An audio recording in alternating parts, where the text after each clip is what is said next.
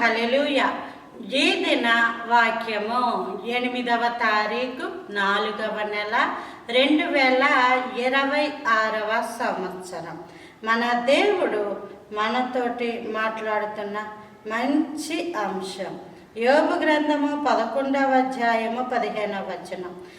నిశ్చయముగా నిర్దోషివై నీవు సంతోషించదవు, నిర్భయుడవై నీవు స్థిరపడి యుందువు.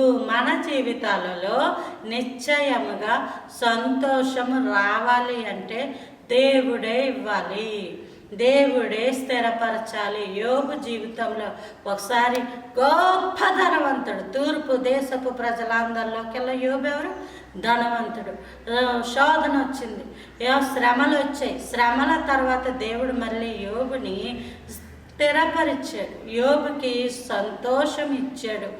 కాబట్టి యోబుతో పోల్చుకోవడానికి కానీ యోబు గురించి మాట్లాడడానికి కానీ మనకంత అర్హతలు ఏమీ లేవు.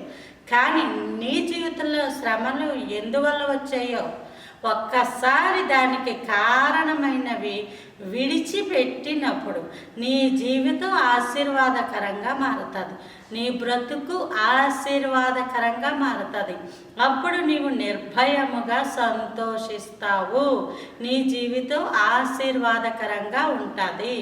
అట్టి కృప దేవుడు అనుగ్రహించును గాక. ఆమేన్.